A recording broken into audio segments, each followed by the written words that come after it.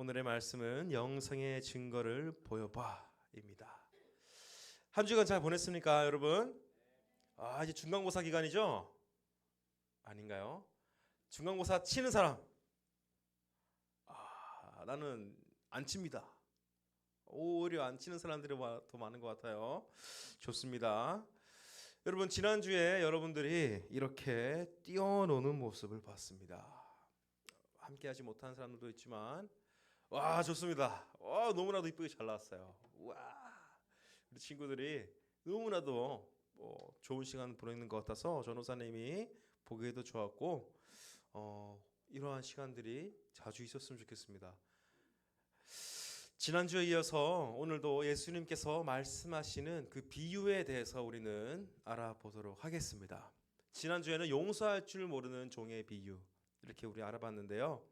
내 이웃을 용서해야 하나님도 우리의 죄를 용서하신다. 죄를 사하여 주신다라고 했습니다.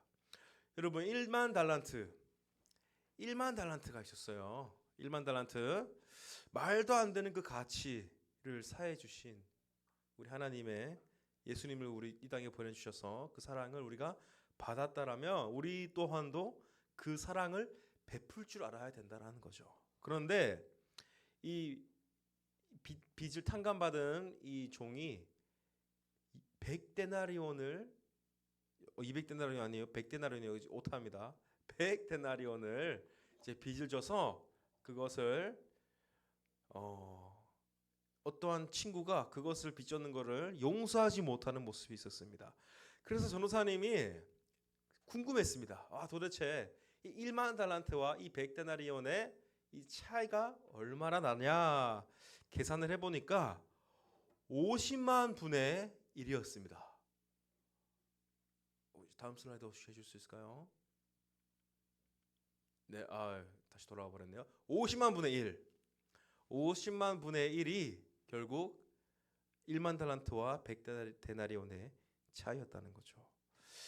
그렇게 7번의 70번까지 즉 무한한 용서가 넘쳐나는 그 용서의 블랙홀이 되어라 라는 것이 지난주의 말씀이었습니다. 오늘 본문을 보면은 오늘도 예수님께서 비유로 말씀을 하십니다. 예수님께서 왜 비유로 말씀하시냐 했을 때에 하나님과 그 하나님 나라에 대해서 알려주시기 위하여서 우리들에게 설명하시기 위하여서 선포하시기 위하여서 그 비유라는 방법을 사용하셨습니다. 오늘 본문 말씀을 이제 나가기 전에 질문을 하나 여러분께 던져보도록 하겠습니다. 여러분들은 이웃이라는 말을 들었을 때 가장 먼저 떠오르는 게 무엇입니까? 이웃. 전도사님은 지금 많은 이웃들과 살고 있습니다. 지금 기숙사에서 살고 있는데 전도사님에게는 같이 함께 생활하고 있는 이웃이 3명이나 있습니다. 그 외에도 전도사님의 자취방에도 보면은 주변에 같은 층에만 해도 이 2가구나 있고 위아래로 합치면 거의 한 10가구 정도가 한 건물에서 이렇게 살고 있습니다. 그런데 그렇다면 오늘 예수님이 말씀하시는 그 이웃이란 무엇인지 같이 한번 깊이 알아보도록 하겠습니다. 오늘 본문 말씀의 시작은 다름 아닌 율법 교사가 예수님께 질문을 던집니다. 어떻게 하면 영생을 얻습니까? 그 질문은 정말 궁금해서 하는 질문이 아니었습니다. 이 율법 교사는 어떠한 한 의도를 가지고 예수님을 깎아내리기 위하여서 혹은 자신을 자랑하기 위하여서 그러한 질문을 했습니다. 마치 마귀가 광야에서 예수님을 시험하였던 것처럼 이 율법 교사도 예수님을 시험하고 있던 것이었습니다. 그때 당시 율법 교사들은 율법에 대해서 가장 잘 알고 있는 사람들이었어요. 그래서 예수님을 공경에 빠뜨릴 그러한 질문을 미리 준비해 갔던 것이었습니다. 하지만 예수님께서는 그 시험에 넘어가지 않으시고 오히려 되물으셨습니다. 율법에는 뭐라고 쓰여 있느냐?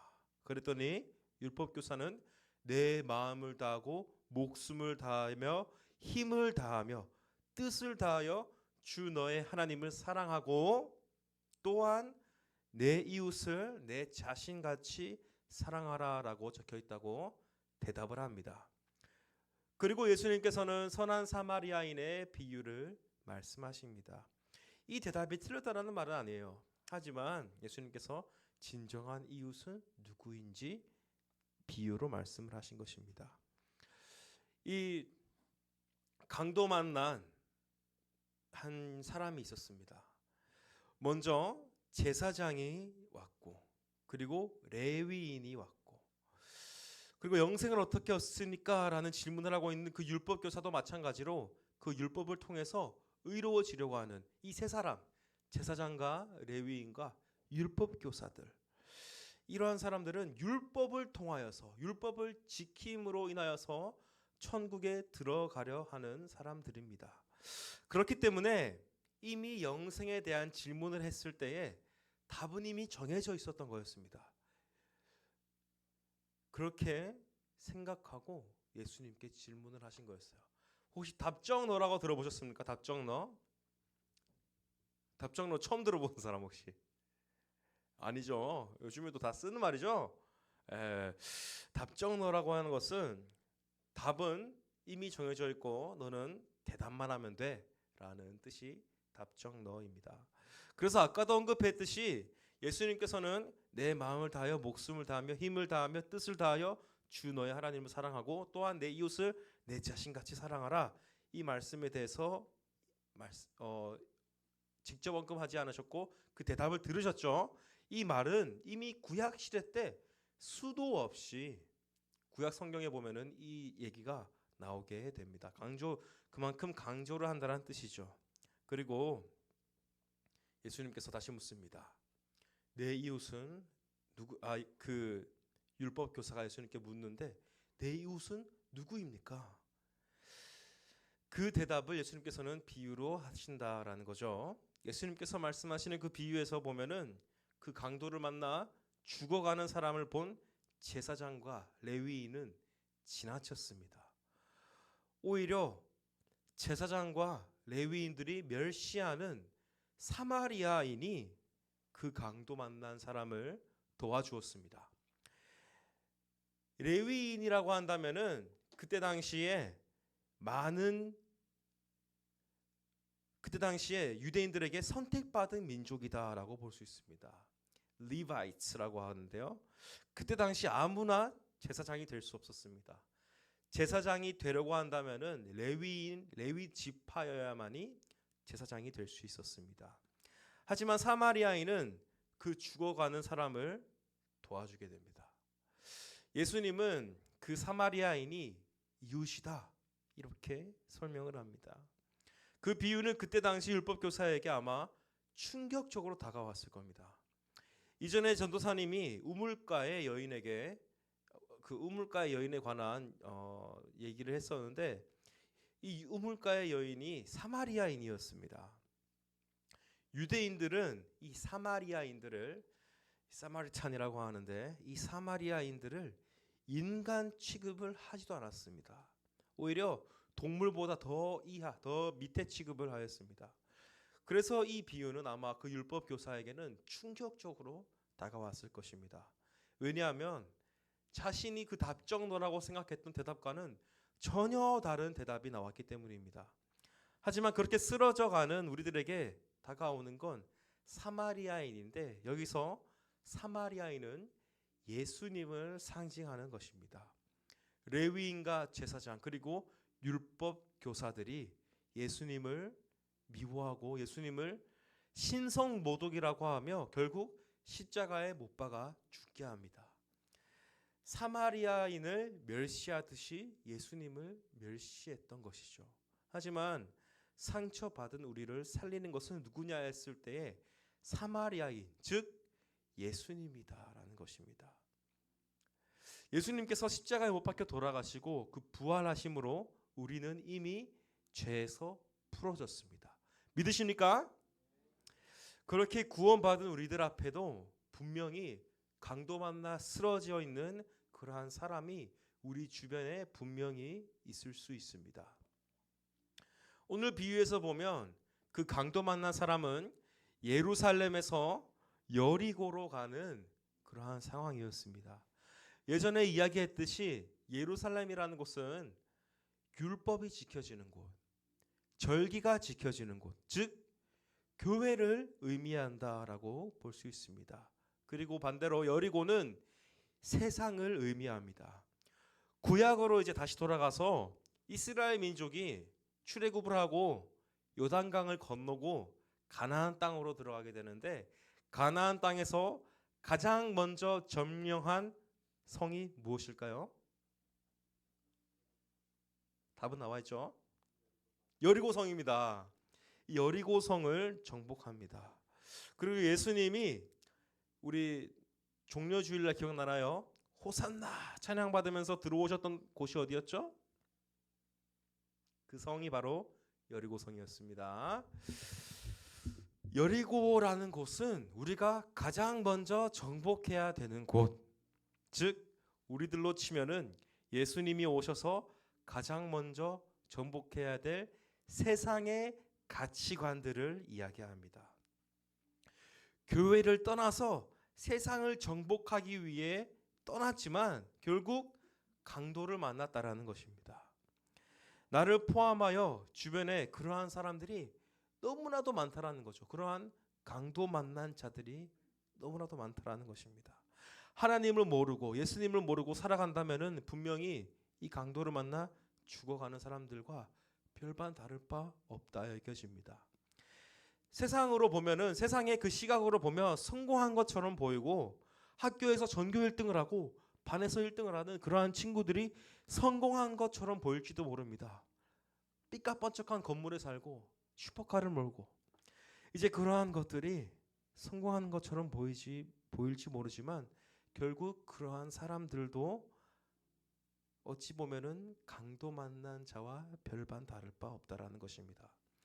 여러분들이 사마리아 사람처럼 그렇게 죽어가는 친구들을, 그렇게 죽어가는 사람들을 죽음에서 구해주는 좋은 이웃이 되시기를 바랍니다. 예수 그리스도라고 할 때 그 그리스도의 의미는 기름 부음 받은 자라는 뜻을 의미합니다. 여러분들도 예수 그리스도를 따라가는 그리스도인들이십니다. 예수님을 믿고 하나님을 아버지로 둔 우리 그리스도인들은 그 죽어가는 이웃들을 살릴 수 있는 권세가 있다라는 것입니다. 기름이 무엇이냐? 기름을 발라주었다 그랬습니다. 기름이 무엇이냐 했을 때에 이 기름은 다름이 아니라 하나님의 말씀입니다. 그리고 오늘 본문에서 자기 짐승을 태워 주막으로 데리고 가서 돌보아 주니라 라고 했는데, 이 주막의 역할을 하는 곳이 무엇이냐 했을 때 바로 이 교회를 의미한다라는 것이죠. 기름이 말씀이라고 했는데 그 말씀이 전해지고 선포되어지는 곳은 다름이 아니라 여기죠. 여기 바로 이 교회라는 것입니다. 우리 주변에 이 강도 만난 이웃과 같은 사람들이 보인다면 그 사람들에게 가서 강도 만나 죽어가는 이웃이지만 교회를 통해 나는 그 상처를 메워줘야지. 나도 이 상처가 치유되었던 것처럼 너도 이 상처가 이 교회에 오면 치유될 수 있어 라는 것을 알려줄 수 있는 여러분들이 되시기를 바랍니다. 이제 이 기름의 의미에 대해서 알아보면서 오늘 말씀을 마무리하고자 합니다. 이 기름에는 4가지의 역할이 있습니다. 먼저 첫 번째로는 이 기름을 먹는 자에게는 에너지, 즉 힘이 나게 됩니다. 내가 이 세상으로부터 지쳐 있을 때에 힘이 없다, 더 이상 나는 움직일 힘이 없다라고 느껴질 때에 이 기름을 먹게 되면은 힘이 난다라는 거죠. 기름은 칼로리가 아주 높습니다. 이 기름에는 에너지가 있다라는 것입니다. 그리고 이 두 번째로 이 기름은 화폐로서의 가치가 있습니다. 빚진 자, 즉 죄인인 우리를 자유케 할 수 있는 것이 바로 이 기름이다라는 것입니다. 화폐는 이 빚진 자를 자유롭게 한다라는 거죠. 이 세 번째로 이 기름의 역할은 빛을 비추는 역할을 합니다. 열처녀 비유가 있습니다. 성경에는 이 열처녀가 있는데 지혜로운 다섯 처녀는 기름을 준비하였고 그러지 못한 다섯 처녀는 기름을 준비하지 못합니다. 그래서 이 기름을 준비한 이 다섯 처녀는 이 혼인잔치에 참여를 할 수 있었던 거죠. 이 기름을 준비하는 것은 빛을 밝히는 것인데 우리가 살아가면서 내가 어둡다 여길 때가 있습니다. 물론 우리 친구들 모두가 시력이 좋으니까 이게 앞을 볼 수 있죠. 하지만 우리가 살아갈 길을 보지 못할 때가 있습니다. 내가 무엇을 해야 될지 모를 때, 내가 어느 고등학교로 진학할지가 모를 때, 내가 어떠한 대학교로 진학할지 모를 때, 혹은 내가 어떠한 직업을 가져야 될지 모를 때가 있다라는 것입니다. 그럴 때는 마치 장님과 같이 어두움을 걸어가고 있는 것과 같은데 결국 이 빛이 그 길을 밝히 보여준다라는 것입니다. 그 빛을 밝히는 이 빛을 밝히는 역할을 바로 이 기름이 한다라는 것이죠. 그리고 마지막으로 이 기름은 오늘 본문에서 나왔던 것처럼 상처 입은 사람에게 발라주게 되면 낫게 하는 역할을 한다라는 거죠. 우리 친구들 혹시 옛날에 다쳤을 때 엄마가 뭐 발라줘요? 상처에다가 후시딘, 또 뭐 발라줘요? 전호사님 어렸을 때는 바세린을 많이 발라줬습니다. 바세린 아나요? 혹시 바세린? 바세린은 기름으로 만들어져 있죠. 여러분 입술 갈라지면 뭐 발라요? 립밤. 립밤, 바세린 똑같은 성분입니다. 페트롤리움이라고 하는데 기름은 상처를 낫게 하는 역할을 한다라는 것입니다. 이 기름 부음 받은 자라는 것은 크라이스트라는 건데 우리는 크리스천으로 살아가고 있습니다. 이 기름 부음 받은 자 크라이스트, 그리스도를 따라가는 우리는 크리스천이다라는 것입니다. 예수님을 따라 살아간다면은 우리에게도 그러한 기름이 채워지리라 여겨집니다. 제사장을 이제 임명할 때 올리브유로 세례를 주게 됩니다. 그렇게 제사장 머리 위에 올리브유를 붓게 되면은 온몸에 기름이 도유가 되고 그 기름이 땅으로 흘러가게 됩니다. 우리 또한 우리 안에 이 말씀인 기름이 채워졌을 때 그 기름이 흘러가고 그 기름으로 힘없는 자들에게 힘이 되고 죄에 비친 자들이 죄가 탕감이 되고 어두운 곳에 있는 사람들에게 빛이 되어주고 이 상처 입은 사람들을 치유하게 되는 역사가 일어나길 바랍니다. 그리고 영생을 누려가는 여러분들이 되시기를 주님의 이름으로 축복합니다. 이 시간 다 같이 기도함으로 나가기 원합니다. 기도하실 때에 하나님, 저희들이 먼저 그 좋은 이웃이 되기 원합니다. 그 우리를 위하여서 좋은 이웃으로 오셨던 그 예수 그리스도로부터 받은 그 기름을, 그 사랑을 저희들이 채워가기 원합니다.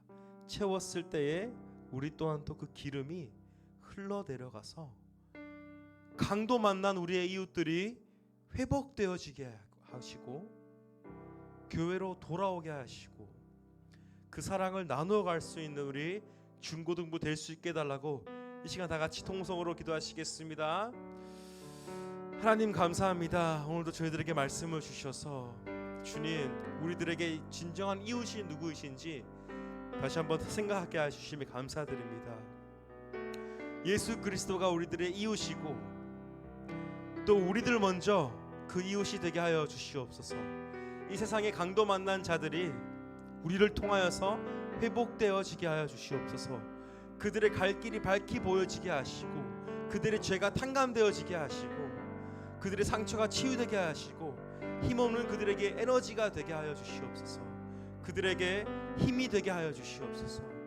아버지여, 저희들이 살아갈 길이 밝히 보이지 않을 때가 있습니다. 주님, 그 어둠 가운데 빛을 밝히 비출 수 있는 우리 그 기름을 우리 안에 채워갈 수 있게 하여 주시옵소서.